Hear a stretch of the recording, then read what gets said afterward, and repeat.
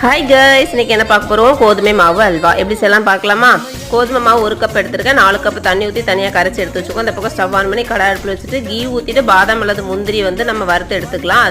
அதே கீல வந்துட்டு நம்ம அந்த மாவு கரைச்சி வச்சுருக்கோம்ல, அதையும் வந்து நம்ம உள்ளே ஊற்றிட்டு மிக்ஸ் பண்ணிகிட்டே இருங்க. இடையில கீ ஊற்றி மிக்ஸ் பண்ணுங்கள். இந்த பக்கம் கேரமல் ரெடி பண்ணிடலாம். 1/4 கப்பு சுகர் போட்டிருக்கேன். அதில் வந்து ஒரு 2 டீஸ்பூன் வந்து தண்ணி ஆட் பண்ணிவிட்டு நம்ம கேரமல் ரெடி பண்ணலாம். அந்த கேரமல் அதோட கொட்டிட்டு திரும்ப கிளறிக்கிட்டே இருங்க. கீ ஊற்றி கிளறிக்கிட்டே இருந்தீங்கன்னா இப்போ பாருங்கள், அந்த கடாயில் ஒட்டாமல் அப்படியே நீட்டாக அழகாக வந்துடும். இந்த டைமில் வந்து நம்ம அந்த பச்சை ஸ்மெல் போய் இப்போ ரெடி ஆயிடுச்சு அல்வா. இப்போ நம்ம லாஸ்ட்டில் வந்து முந்திரி அல்லது பாதாம் தூவிட்டு அப்புறம் ஏலக்காவும் தூவிட்டு ஒரு 2 நிமிஷம் கீ ஊற்றிட்டு அப்படியே மிக்ஸ் பண்ணிட்டு இருந்தீங்கன்னா இப்போ ரெடி ஆயிடுச்சு கோதுமை மாவு அல்வா.